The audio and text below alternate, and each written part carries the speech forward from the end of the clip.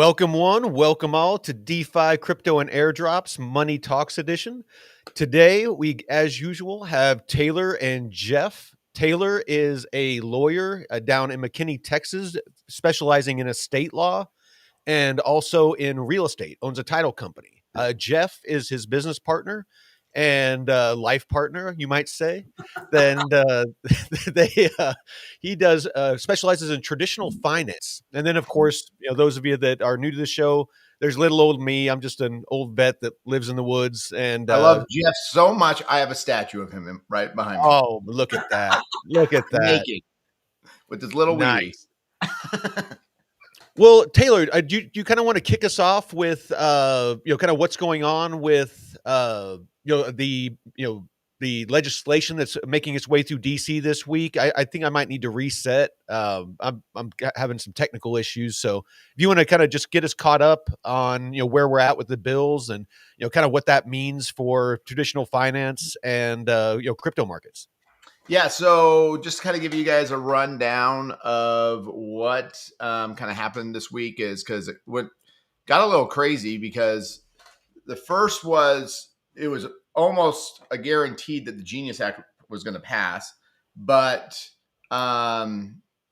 it didn't, which kind of was a little scary there for a little bit, but basically, the House held out on this idea that they did not want the Fed to be able to create its own stable coin.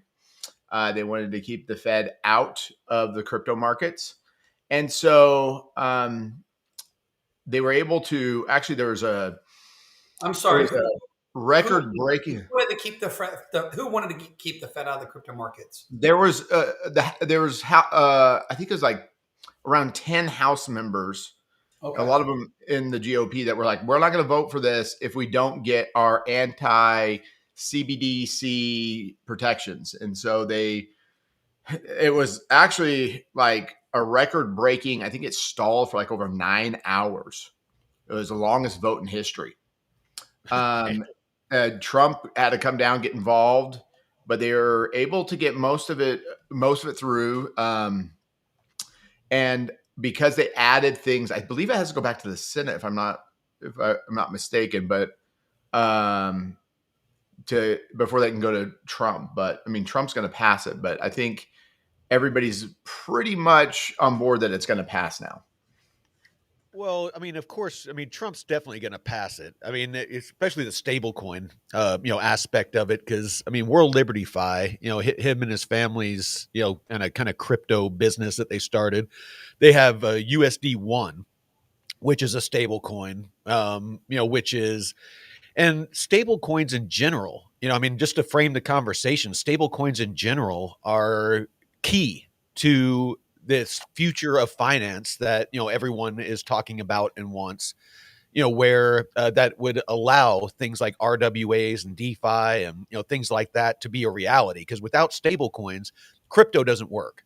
It's basically the bridge or the medium between the traditional finance and fiat and crypto and digital. Without that, you can't really bridge that gap. Yeah, so I guess it hasn't passed completely yet, but everybody's in an agreement. Is that what's going on right now? Because this is the latest thing that I'm seeing right now. I don't know if they're supposed to vote on it today on the 17th. So, but I know the Genius Act is supposed to pass. Clarity Act is supposed to pass, and then the agreement is they're going to incorporate it or attach the anti-CBDC legislation, which is to keep the Fed out. So, but I don't see if it's actually gone through. Yeah, it looks like it has agreed to in the House, passed, agreed to in the Senate. So the Genius Act, it looks like, has passed. And that's the one that we need. That's the one that has the stablecoin legislation. So, everything else is really just gravy. And, that's the one I've really been, watching, because I see the implications that it's going to have on DeFi. And, obviously I'm biased. I'm all about the future of DeFi. Yes, and then but it was interesting that how the House held out so hard to not have the Fed involved in creating a stable coin. I No, wonder why that was such a big thing for them. But they claim that it's because they want to protect us, and but that's not true. There's probably Well, the naive, well, maybe I shouldn't say naive. Maybe if you wanted to give them the best of intentions, maybe their concern is that the Fed creates a stable coin and then years later they come back through and outlaw anything that's not the Fed stable coin. yeah. I think probably Circle and was lobbying heavily to keep the Fed out. well, and I can definitely see the pros and cons. I mean, I am not a fan of the Fed. It's especially with what's going on right now with interest rates and things like that. It seems like it's become a political arm as opposed to a body that has the best interest of the financial sector in our economy at heart. And I mean, you guys have a lot more visibility on that. I mean, what's your view of the Fed? I think we talked a little bit about last time, but my whole thing is I'm not I used to be very, very against the Fed. I was like almost a little too crazy, I'd put it. Like I went a little too far on the whole thing. But my problem has become is I distrust Congress and our government more than the Fed now. Yeah. Just because they're just so corrupt now. So my flipping has happened because I just especially over the last I would say 8 years, I have lost complete faith in our elected officials. They do not work for us at all. They don't do anything that we want right now with this whole Israel disaster of Epstein and his involvement, most likely being a Mossad agent and trying to cover up for that Israel basically is blackmailing our politicians, and then on top of that, basically every legislation that's coming through is what lobbyists does this benefit, and so do I want to give full financial reign over everything to a body of politicians? Politicians are not anybody necessarily that's done anything in their life. Usually they're usually just good ass kissers. So do I want to give full control of our financial system to them? Now, I'm not saying the Fed's the best option. I understand that. Why should the banking industry have this? Why isn't this why isn't the money going? Why isn't it an independent body of people that I'd say maybe the banking industry isn't the best financial minds of today, but back when it was created, it probably was the best group at the time. But at the end of the day, not being able to understand who really owns the ownership of it, different things like that, there's huge problems there. But it's like right now, there's not really a group I trust to handle this kind of stuff. What about you? I think that's a What do pretty. you think, Jeff? I agree with most of that. I think, or I understand. I think his take is accurate. I think I wasn't a huge fan of Powell. So the Federal Reserve in some aspects is, and again, I'm presuming for argument's sake that they're just trying to do what they're trying to.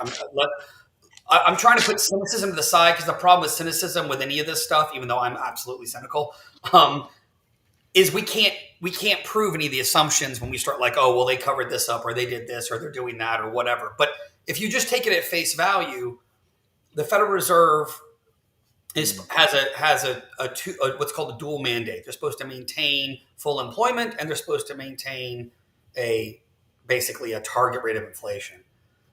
which is sometimes those things are very countermanded, and they have pretty blunt instruments to do that. But I think what is scary, a lot of the people that are like anti-Fed, even some especially Austrian economists, people that are from the Austrian school, people that really are like, look, this is meddling in affairs, so to speak. I absolutely agree. The Fed is putting the thumb on the scale, right? The Fed is, or for We that lost matter, Michael, so it's just us two again. No, no, yeah, the Fed is putting both arms and legs and everything else on the scale as well. The challenge is this: it's sort of like saying the American tax system is screwed up, so therefore let's get rid of all accountants and CPAs and tax attorneys, right? In other words, Hell yeah. the Federal Reserve, as we right. But here's my point: that doesn't necessarily. Who knows what that does, right? But if we got rid of the Fed, it would make the Great Depression look like a sneeze, right? Because the entire world's financial systems are based on central banks, and since we're the reserves currency of the world, we are the most important central bank. So Burn it all down. there's a whole lot of people that are like, we'll build back let's better. just go back to gold or switch to Bitcoin or whatever. And I'm not saying that the end goal isn't actually a better idea for long-term, like multiple century money soundness. It's how do you do that surgery without killing the patient kind of thing, right? So you might say to me, you can come to me and say, hey, Jeff, you're fat and out of shape, so therefore I'm going to treat you like they treated me in boot camp. Go. But I'm 49 years old. I'll probably have a heart attack by mile one, right? It doesn't matter if you're getting me in better shape if it kills me. So I do think that we need to appreciate that this is something that took a century to get into, and it's going to take some time to get out of it, even if we have the wherewithal to do it. That being said, just my soapbox on the Fed is this, guys. People are like, oh, it's all political. He cut rates for Biden before the election. Let's say you're 100% true. That's 100% correct. It's not, but let's just say it was. Rates went back up. Then in December, they tried to cut rates again. He cut rates again in December. And when he did, instantaneously, the bond market went up, not down. Rates went up because the bond market, which is all the buyers of bonds from individuals to institutions to foundations to endowments to sovereign wealth funds, companies, in general, the market came together and said, you know what? We're not really feeling all that confidence about how you guys are running your budget and how you're paying your bills. And so we don't want to get less money to lend money to the United States. As a matter of fact, if you're going to keep trying to do dumb crap, we want to get more money to lend money to you. If we tried to cut rates again, which would just really quick, because it's to your point. It's something I want to point out, and then please continue. But part of the stablecoin bill was that stablecoins have to be backed 1-to-1. So a lot of them, like Tether, they already use U.S. Treasuries to back. They're one of the largest holders, in fact, of U.S. Treasuries. So it's part of this actually helps prop up the U.S. economy. Go. I just wanted to point that out. 100%. And so I'm just simply stating that there is a misnomer in the market, not in the marketplace, but in the general populace, that if tomorrow Jerome Powell decided to cut rates, all of a sudden we'd all have 5% mortgages again. That's not true. The rates they cut are the overnight lending rates from the bank. It's the intra-bank lending rate. So it's for banks to get money from the Fed and lend money back to the Fed or to other banks. It's simply to make liquidity easier in the banking system. Now, generally speaking, in normal times, that propagates through to all the other things. And eventually, in a relatively short order, there's knock-on effects where things change. But what really matters for mortgage rates, as an example, or auto rates, pretty much any kind of consumer loan, is what is the 10-year yield at? And the 10-year yield is moved by the market, not some dude, number one. Number two, it's a committee. And they actually publish, they don't tell you who did it necessarily, but they publish the votes. If you look at the most recent vote on what the rate should be over the next 3, 6 months, and a year, half the people think on the Federal Reserve think it needs to be higher. So the only way you really could fire somebody and get low rates is if you replaced everybody, number one. And number two, as soon as you do that, you're telling the rest of the world that our monetary system, what used to be independent, theoretically, is now openly obeying whatever the president says. Now, you guys listening that are Trump fans might think that's a great idea, but you got to remember we got term limits. So what happens when AOC gets in, or Bernie Sanders, or whatever?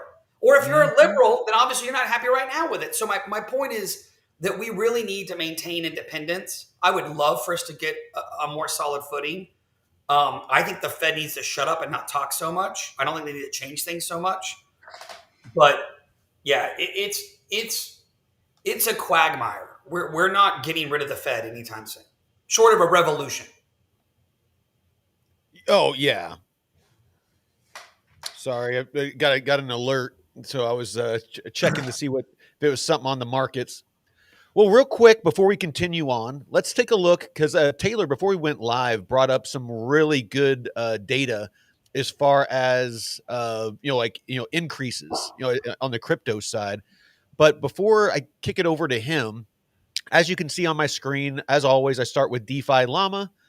This is showing the TVL of all DeFi, and we're looking at $246 billion. We're starting to curve up. You can see we were trending sideways for a long time, but we're starting to creep up. You're starting to see, inflows. Of course, the volumes on the decentralized exchanges like Aerodrome, Morpho, Uniswap, PancakeSwap, those are all starting to go up. And if we pop over to rwa.xyz, you can see, I mean, it's just nothing but up and to the right for tokenized real world assets.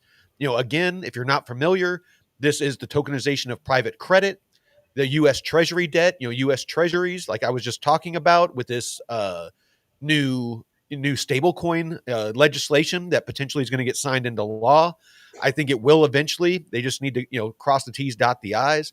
But with this, then U.S. Treasury debt is going to be tokenized. And you're going to see that, and already is the case, that many of these like USDC, USDT, the major stable coins, they in large part, are backed by U.S. Treasuries because they have to be backed, due to this legislation. They knew, because all sitting in the same room, they're talking to legislators. They have the special interests, they have the lobbyists, and they have the ear of these politicians, and they're coming up with the mutually beneficial legislation that's going to make them all money. And those of us that are paying attention to these markets and what is being, we're early adopters, we're the ones that are going to benefit from all of this. So, it's very, very important that you choose wisely whenever you are investing in a speculative market that we're in right now. We're transitioning to a more utility market, but the crypto market is so young, it is still very much speculative. I mean, Taylor, Jeff, I mean, would you agree with that assessment? Or, how far along do you think we are in that transition from, I think this is what crypto can do, to this is what crypto is doing? Yes, there's one concern that I've had with the Genius Act legislation, and that is a lot of crypto is propped up not because it's big in the U.S., but it's big around the world.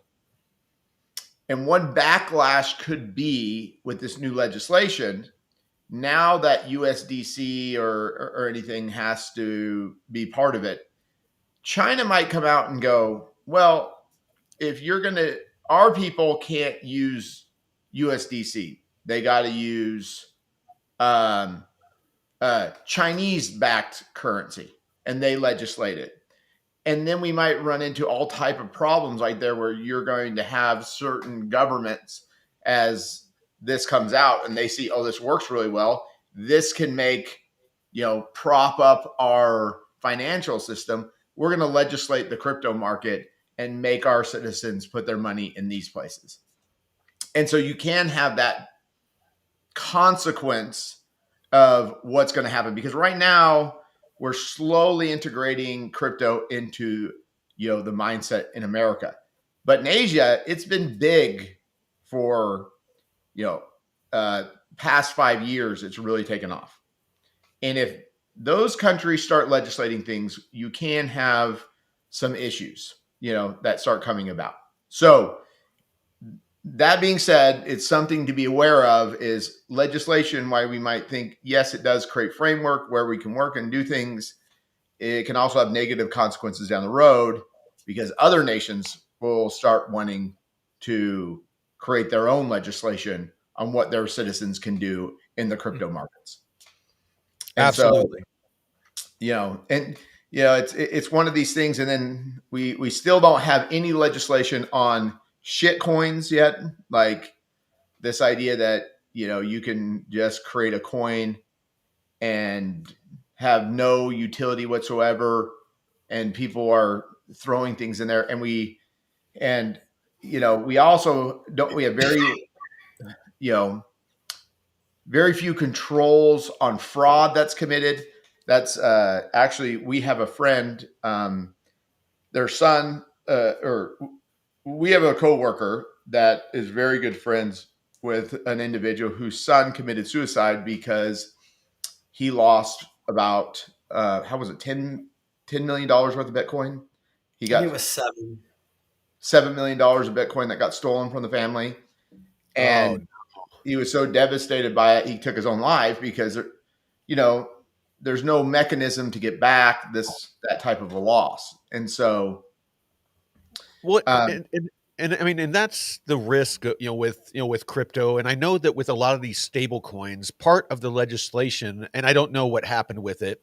Maybe you guys do, but there's something called a clawback feature where it basically is something that I know institutions and banks and stuff like that wanted to where, they're able to, uh, you know, basically, pull the money back after it's been sent.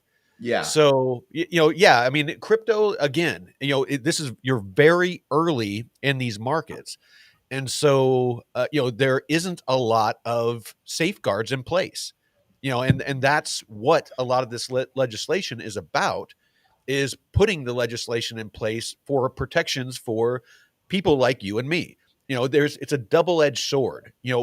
At first, crypto was all about, kind of anti-government, separate yourself, from the man, kind of mentality, the very libertarian mindset.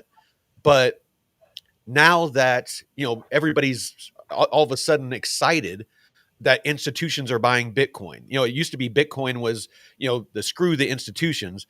And then as soon as the money started flooding in, everybody changed their tune. They're like, oh, institutions are, going to invest trillions of dollars in Bitcoin. Yay, institutions. So yeah, it's the evolution. yes, it's. I mean, you want the big players to get in because that's how you're going to get rich. Like if you're in this and your goal is, to make a lot of money, well, yeah, it's going to be this way. But there is a lot of things that need to be done to ensure protections. The other day it's so easy to move money with crypto. That's one of the beautiful things about it is there isn't ability to claw back necessarily assets and different things because I can move my money to this institution, invest this way. Whereas when I was trying to move money off of my Charles Schwab platform, they're like, oh, $100,000 at a time. Well, then it Yep. goes to my bank, and then that bank holds it up for a while until they can guarantee that those funds are legit. And then it moves to the next institution to make sure everything. And it's like, we're going to have to get to some point in crypto where there are those protections because you cannot have people lose $7 million because someone hacks their account and there's no way to get this money back.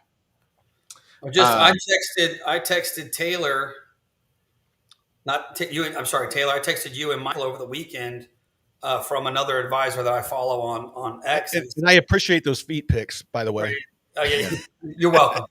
And he said, if you're going to buy whole Bitcoin directly, 99.99% of the time, you should store it on a physical drive. Just heard, and this isn't uncommon, a client of an advisor friend got their sizable account at Coinbase hacked and cleaned out. Bitcoin is gone and there's no recourse.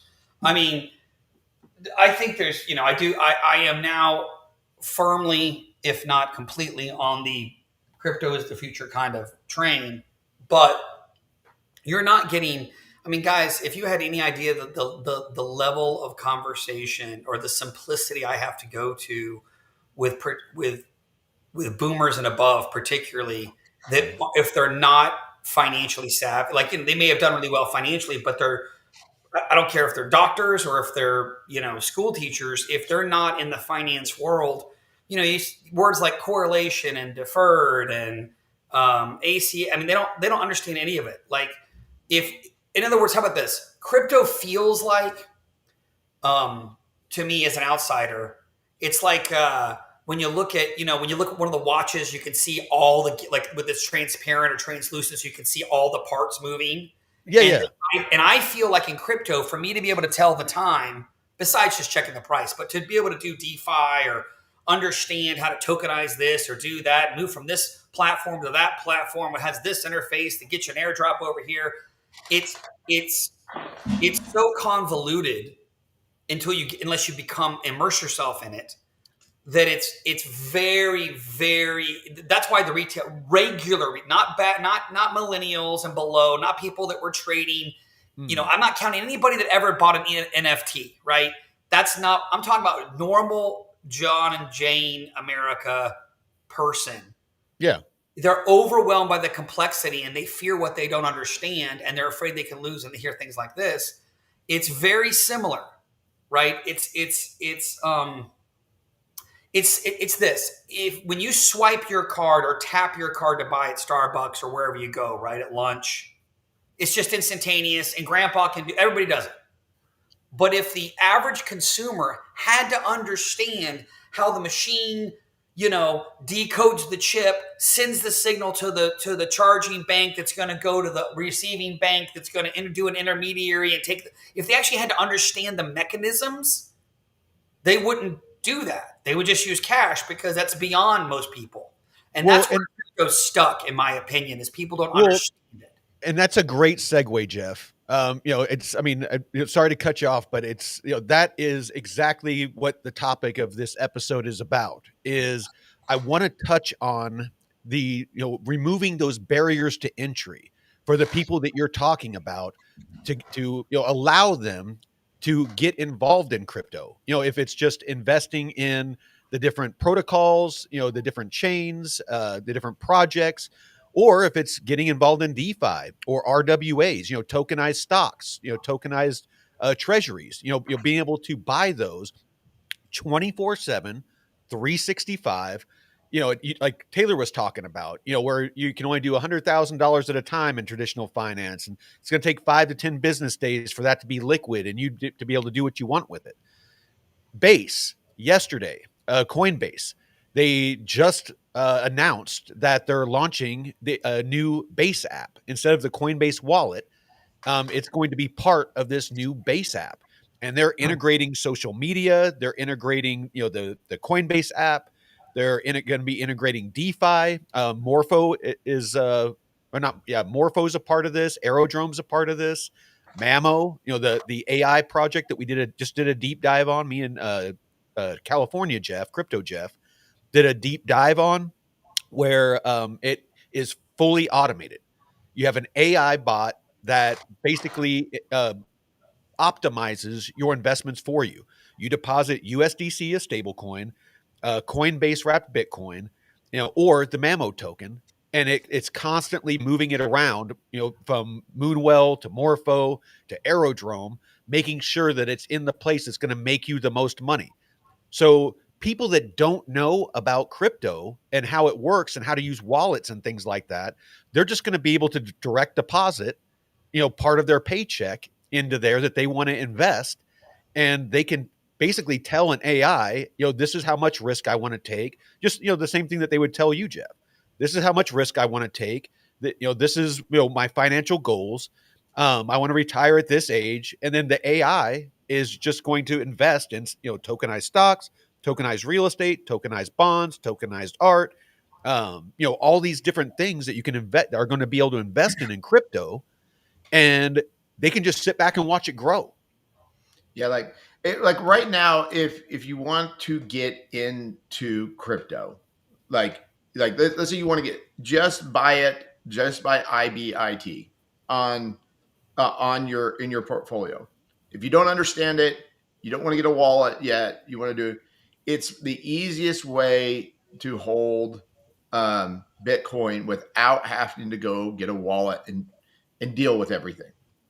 And so that's my recommendation. If you're older, you don't want to spend the time to learn how to do this right now, but you want to be part of what's going on. But you got to be able to accept that this is going to be highly volatile. I mean, Bitcoin is settling down in the sense of it isn't as crazy it was. You know, you'd open it up and it's like down 15%. You're like, holy, smokes, this is crazy. And then there's ETHA, ETHA. So you can go and you can buy ETHA through your, investment accounts that you have. That's a way to do things. I think if you want to go stock wise, I think Master is still going to be a legitimately. I mean, as far as the narrative goes, I mean, if Master keeps going, they already own. I think he owns like 600,000 Bitcoin right now. Is that right? Let me look what Master actually owns. But to kind of put that in perspective, Master almost owns 1/20th of all Bitcoin that's out there. So this idea that people keep saying that Bitcoin's going to zero, well, I mean, I guess Master could go out of business, but Michael Saylor isn't going to be. They're not selling in their strategy, so they keep buying up a significant part. If you look at exchanges, I mean, there is a supply squeeze. There is more people buying than Bitcoin that's being mined, and outflows. If you look at the exchanges, the Bitcoin being taken off exchanges, bought and taken off exchanges, and put into cold storage is going up. So there is I don't hold any Bitcoin currently. I'm, a little more risk, taking on a little more risk, but I am all in on altcoins. I'm all in on DeFi, and I'm trying to grow my bags because I'm looking to 10x my bags, and then I'm going to, into stables, and then I'm going to just slowly DCA into Bitcoin because that's going to allow me to lever up the amount of money that I can afford to put into Bitcoin. If I got into, all into Bitcoin right now, I might 2 or 3x my money. But with altcoins, I potentially can 10x or more. So I'm trying to grow my bags more. What's that? Or zero your money. That's the other thing. And that's the thing about, there's more risk. And I'm diversified. I have a lot of different projects, and yeah, some of them might go to zero. Some of them might more than 10x. Some of them might 20, 30, 40x. That's the risk you take when you're this early on an emerging tech, just like the internet. People, those of you that are old enough, people aped into the internet, and anything with a .com was just printing money. And then almost overnight, that bubble burst, and you had a few select ones that survived and made people enormous amounts of money over time. But you have to cast a lot of lines. Yeah. To find those, unless you have some sort of insider info. Sorry.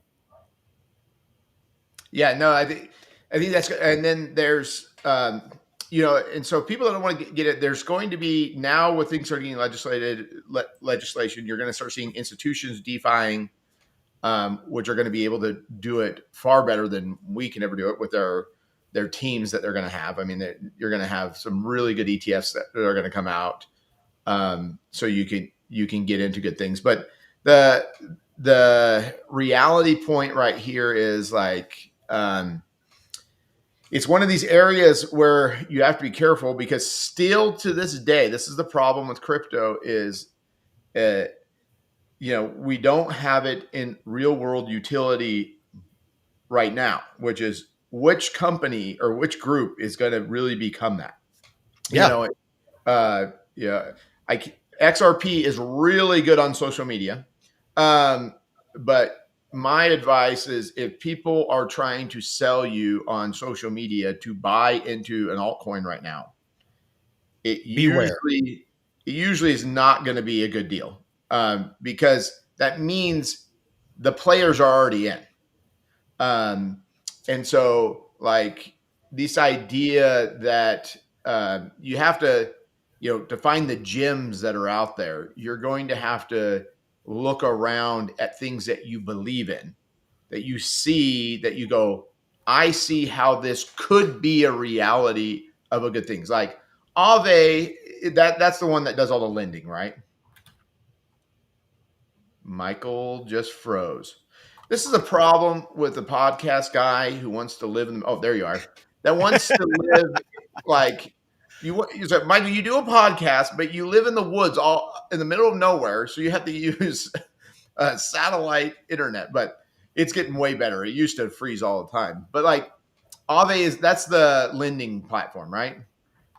Yeah, Aave is basically like Morpho. It's a borrowing and lending platform. So, lower APRs, as far as the yield that you earn. A lot of times it's, single digit, but it's very safe. So if Yeah. you're lending, you get, full price appreciation, full exposure to price movement, but you're earning yield at the same time. So, there's like a lot less risk. right now, Aave, like in a traditional finance sense, its signal strength is very strong. Because it has a real world utility. It's lending. Like, there's actually legitimate things going on where, and then XRP, yes, this idea that it's going to be this ledger that can be used, but you've pointed out over and over again, that's not attached to the XRP coin that you're buying. Exactly. It's this idea of understanding what you're getting yourself into when you're doing all this. But in the reality of doing all this, the hardest part right now is this idea that hacking can still, like, hacking's gotten really good because I was on my Coinbase moving money and I got a text saying, do you want to approve this transfer of your money? And I was like, how in the world do they know I'm on Coinbase right now? Because I know it's not coming from Coinbase because I know how Coinbase works. It does not send me texts.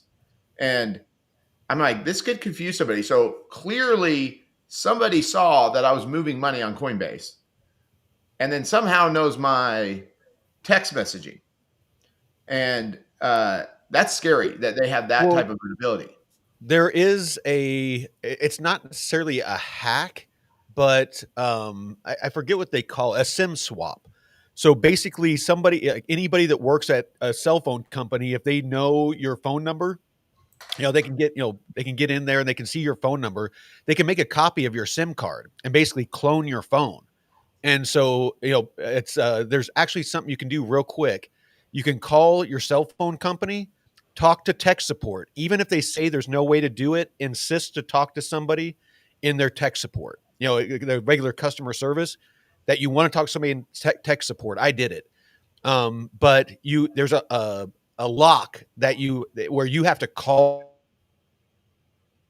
go through before you can make a copy of your SIM card. So, if you haven't done that and you're in crypto, call your cell phone company and put a SIM lock on your cell phone. Okay, SIM lock. I need to do that.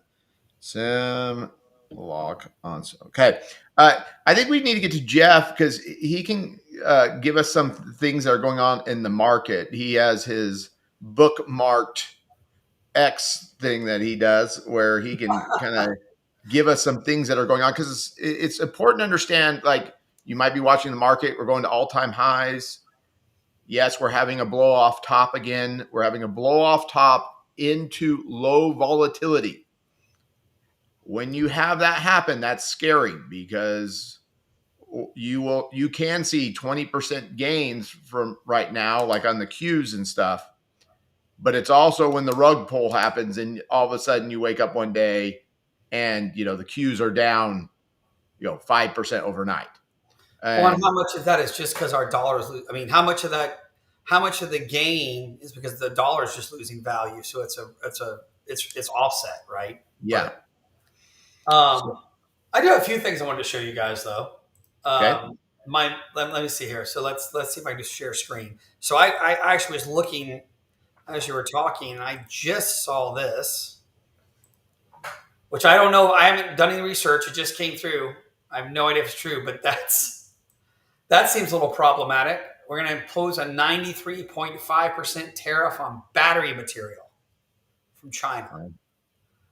So that's gonna be fun for EVs, or for that matter, any of us that use batteries on anything, right? Because Yep. we don't make that stuff here. We don't do that. But let's see. Let me Well, find. maybe it'll be a good incentive for us to start. It could be. I mean, that's probably the best argument for tariffs, right? Is it's sort of like take your medicine. This is the scariest thing. I highly recommend people. I actually posted this. I'll probably repost it. But this is the scariest thing I saw in the last week. All right. So I don't know if you guys know who Paul Tudor Jones is, but he's a billionaire self-made billionaire hedge fund manager. His real big call that kind of got him really started. He's big on shorting the market. So he bets on when bad things are going to happen and makes money. And he shorted the market for the 87 crash. So he's I think he's 70-ish, 70 maybe. Worth about 8 billion. Super, super smart guy. And Jeff, whenever you speak, I'm just going to hold you in my arms right here. And in this video on CNBC, so he's like a. Did we lose Jeff? No. Oh, there he is. All right, there he is. All right. So here's the punchline. This guy's on CNBC just talking about random stuff. The guy asked him a question about AI. All of a sudden, he goes off on this tangent about how he went to a conference. And he said Chatham House rules. I won't tell you who was there, but I'll tell you what was said, kind of thing. And apparently, there was only 40 people at this conference. And he said, leaders, geopolitical leaders and, thought leaders and leaders in finance, leaders in tech. And when he said leaders in finance, he kind of referenced himself, right? So, it wasn't like he's not talking about Paul Tudor Jones and Jeff Reddick. He's talking about Paul Tudor Jones and other people of his ilk, right? So very, very, very high into the spectrum here. And he says he watched a panel of four representing the four largest tech. It was very, very, very senior engineers, like the lead engineers of four of the largest AI platforms, right? So I'm assuming, Chat and Grok and Google and all those, right? I don't know, but he said four of the largest LLM platforms. And they were talking about all these different things. And one of the things they said is they agreed on the platform that on the low end, these things they're improving 25 to 50% compounded per year.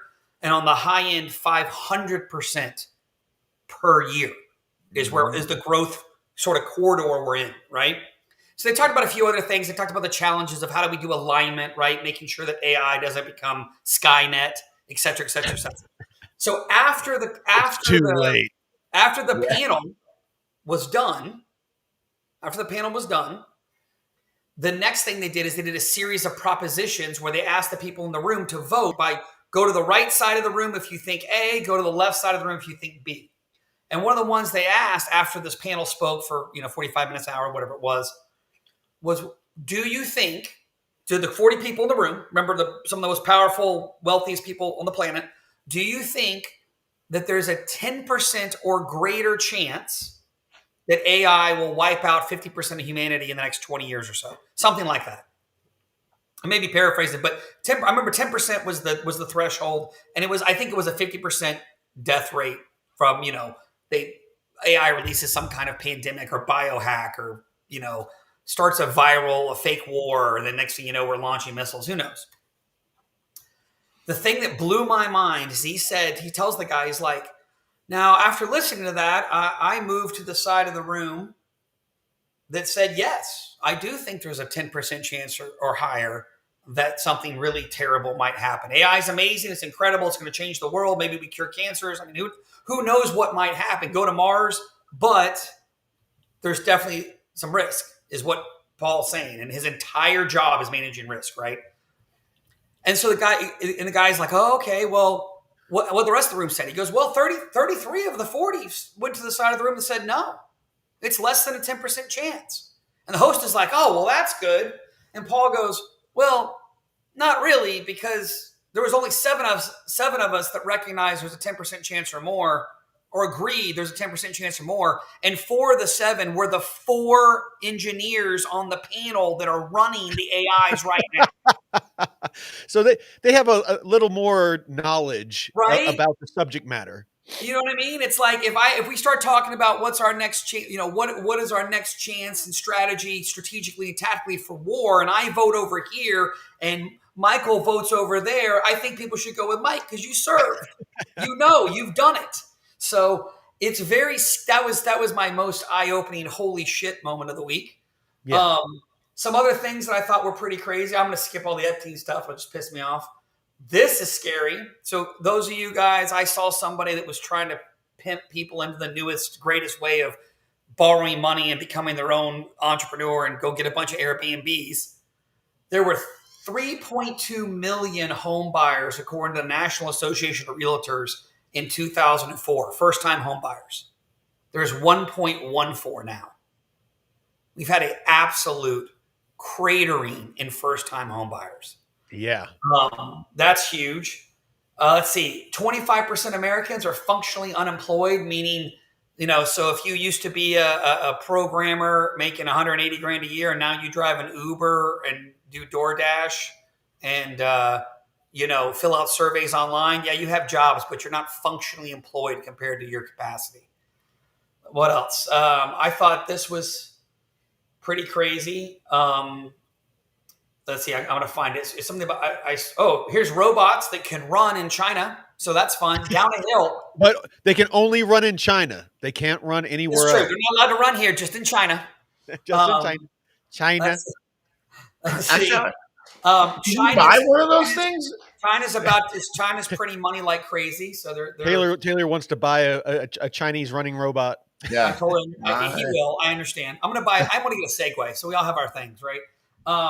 China's starting to print money. Jeff wants to buy a robot that can cradle him like a baby and walk him around everywhere while he drinks while he drinks Oreo concrete shakes. So here's what I was looking for. That thing's $36,000. Dude, that's not bad. I mean, if it can do other things, I just don't want to watch it run around. You see this thing I just threw up here? Yes. Tell us.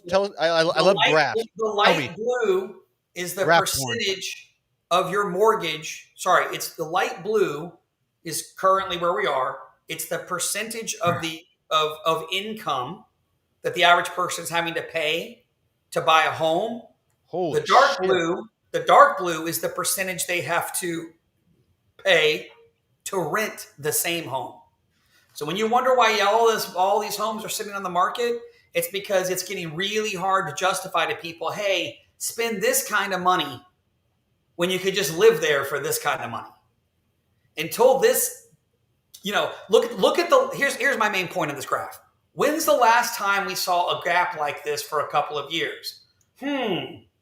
Right before 08. Oops. Right? Yeah. So yeah, there's some interesting stuff going on in the world. Nothing too insane since the last time I talked to you guys. I guess the last thing I'm worried about is I am worried about Japan. I don't know enough about Japan and global macro markets to speak intelligently on it, except for to say that their entire economy, because of their demographics and some other issues, is completely contingent upon very, very, very low rates. And even they are having their rates explode north. Now it's relative, but Japan's gone from 0.25 to 1.75 in a year.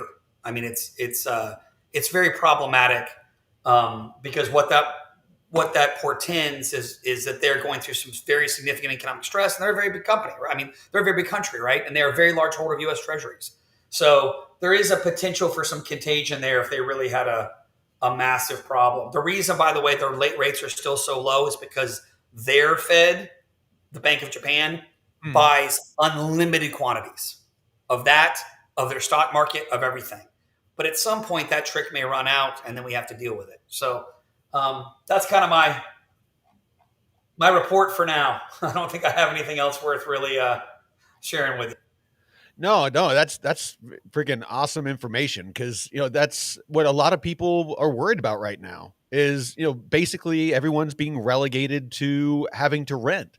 And that's kind of why a lot of people with Powell are so upset with him, is with rates being as high as they are, it prices most people out of the. Oh, hold on. Oh, I'm not sharing mine anymore. Um, it's forcing a lot of people out of the market. They're not able to buy, and Oh, so I want to be very clear. If I believe that the Federal Reserve could lower rates and that would result in lower bond rates and lower more, I would 1,000% be on it. I just am afraid that we've crossed the Rubicon on that until we get some other things under control, including our budget a little bit. I don't think the bond market's going to follow, and I don't think rates are going to go down. I do think rates will go back down, but I think it's going to take a recession to do it. yeah, and I won't pretend to understand a lot of that stuff. I mean, that's definitely why I really enjoy having you here and Taylor here. You have a lot better grasp on kind of the macro traditional economics, and I'm very much focused, obviously, on the DeFi and the crypto and things that pertain to that. But really quick, I mean, I know if you guys can't go longer than the hour, then we only got about 9 minutes. A little. We lost him for a second here. This episode, Hey, and you broke out there for like 20 seconds. Oh, okay, sorry.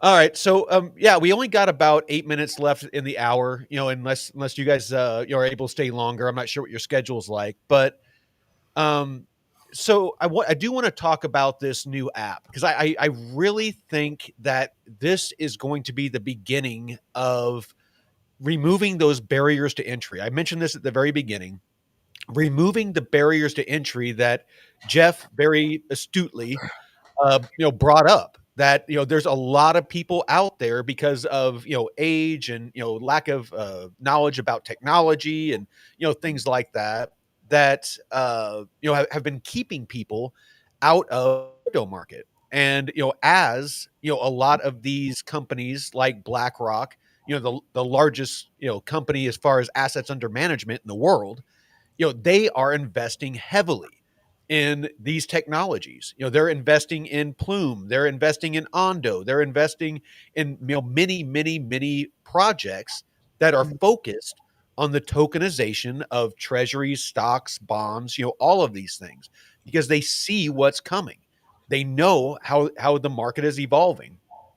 They want to make the illiquid liquid. And Taylor, brought up, not too long ago, his pain points about trying to make his investments in the traditional markets liquid, to where he can use those to do whatever he needs to do. 5 to 10 business days. You can only take $100,000 at a time. You got to pay fees and penalties, and there's just all these hoops you have to jump through. With tokenized assets, that isn't going to be as much of an issue. So Coinbase, they launched a new app. It's going to allow social media, influencers. I hate that term, but you can't, slight the power that social media has. So they are integrating social media into it and allowing people to use crypto to tip their favorite influencer. They were giving examples of 17 cents for liking something, and Man, he's having a hard time today. believe it was on stage. Shopify, if you're not familiar, is a huge market, and they are, accepting crypto. So, you can shop online. It's not going to be long, if they haven't done it already, to where, a lot of it's going to have to do with legislation, and probably this stablecoin legislation, where Amazon, and other, online stores, Visa, MasterCard, Coinbase is about to launch a credit card. I believe it's a Visa card, to where you're going to be able to spend your crypto, just by just like you usually do now by swiping your card or tapping your card. You're going to be able to use your crypto just like you do use your bank account. This is removing those barriers to entry. Instead of having your money sit in a savings account where it only earns a fraction of a percent, on Coinbase, you can direct deposit part of your check and you earn from 4 to 5% APR just for letting your money sit there. So Oh, go ahead. I just have a question for you. Go ahead. I really think first of all, the opportunity for everybody listening, right, is the delta between where we are and mass adoption. Because when mass adoption really happens, all these yields go down and all kinds of other stuff, right? So my question to you is, do you think it's solvable?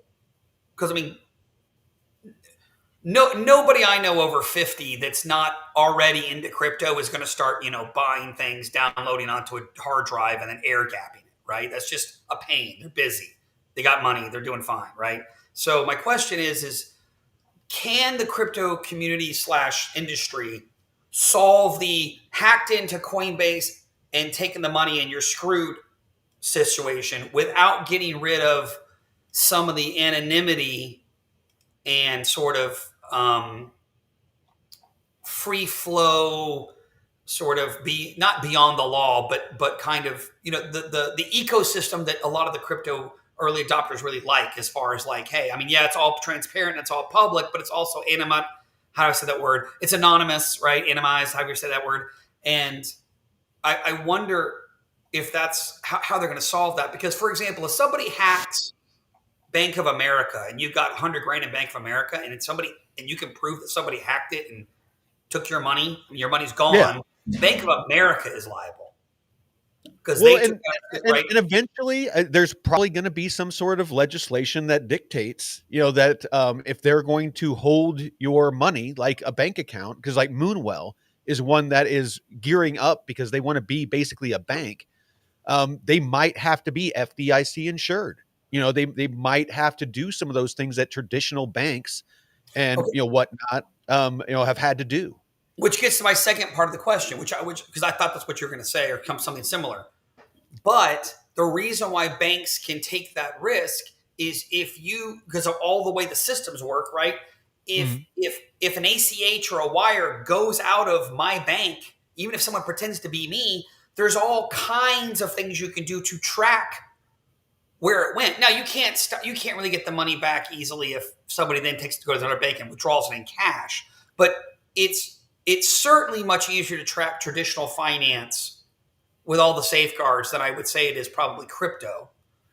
As far as getting the actual money back. Well, now that's where the clawback. I think that's why there's such an emphasis on clawback, because with clawbacks, if that scenario happened, and say that you somehow pretended to be me, and there was a fraudulent transfer, they would be able to claw back that money, from that that party that stole it. So that's, I think, why there is a lot of this back and forth, because crypto being a new technology, it's much more transparent than traditional finance. Everything can be seen on chain by everyone. So, I mean, you could even, if you had the know-how, you could even track where your money went. Whereas, traditionally, you would have to hope that, the bank or some, legal entity would, be able to do it for you. So, there's not a whole lot different in that aspect. I mean, we're basically using digital money already. It's nothing new. Swiping a card, with ones and zeros in your bank account is pretty much the same as crypto. Crypto just adds functionality. It adds liquidity. It adds, it enhances, kind of what we're already doing. Are you seeing in the comments? Victor says the reason banks do that is because the government always bails them out by printing more cash. Just buy your cold wallet and chill. And then Jay responds with, "I'll take the risk with financial sovereignty," which I get your gentlemen. I understand your point. My argument is the average Joe, the sheep, aren't going to do that. And until they adopt crypto, Bitcoin's not going to 20 million a coin or whatever the penultimate valuation is, right? And so I'm just saying, how do you have that watershed moment for the people that are fat and happy and aren't worried about fiat in the same way that the folks on here are, right? And Well, I get it. For the people here have solved the equation, right? They're like, they got their methodologies and they're good, but you have to bring more people in the ecosystem if you want to have continued development and growth, right? well, everyone's going to, be a part of this, one, if they like it or not. I mean, it's happening. Crypto is being integrated into the traditional finance system. It's coming. Most people aren't even going to be able to tell that they're part of it. Again, that's why I wanted to talk about this new Coinbase app is, this is, yes, this is attached to Coinbase where, you have to on-ramp your money into Coinbase, but banks are building on Ethereum. Banks are building on blockchain to where, your money, when you deposit it into JP Morgan Chase, Wells Fargo, they're all building on this. And so when you deposit your money, like you always do, there's just going to be a time where they flip a switch and all of a sudden, your money is going to be moving across the blockchain as opposed to what it runs on now. So, these barriers to entry are being removed to where people aren't going to have to be knowledgeable. They're not going to have to know about crypto and cold, wallets and hot wallets and, air gapping and, all these different things. It's just going to be a part of the financial system. And those of us that were early adopters are going to profit. And, because if we invested in the right projects and, that's just kind of the way it is. The U.S. government isn't going to spend as much time and resources on what they have, building this, these bills, strictly for crypto, unless these institutions, the big money, and the lobbyists and special interests that keep them in power, unless they're pushing. There was years where crypto's been around, decades, or over a decade, that crypto's been around, and they were fighting against it. All of a sudden, one day, they're writing legislation and talking about how awesome crypto is. That wasn't because they had an aha moment. That was because banks and institutions started pushing them in that direction. So again, like it or not, it's coming. It's going to be a part of our traditional finance and DeFi, and crypto is just going to become this retarded fish frog that we're all going to live amongst. So, any closing statements from either of you? Yeah, I'm good. I appreciate it. I thought it was good. I like what we discussed today, and I'm very happy to hear there's AI that'll do the heavy lifting for me. Yeah. I'm I know in. Taylor. I Taylor's. sounds great. I know, right? So Taylor's in the zone on something. He has been for a minute. What are you in the zone on, Taylor? I'm trying to find my robot. You're trying to find a Chinese robot, running robot? Trying to find my robot. Yeah. That's going to mean a lot different things in a couple of years. Yeah. Well, I want the ones that run around there. Does it do laundry? That's my big question. And as far as intimidating, imitating you and stealing your crypto bags, I assume your password phrase is "I kill bears with my bare hands." Yeah, exactly. That's the one I usually use. Exactly. All right. Good enough. Thank you, gentlemen. All right. Well, I appreciate it all, and I want to thank all of you out there, the couple hundred people we have watching across all of our different channels. As always, appreciate you all coming. Taylor already bailed. There he goes.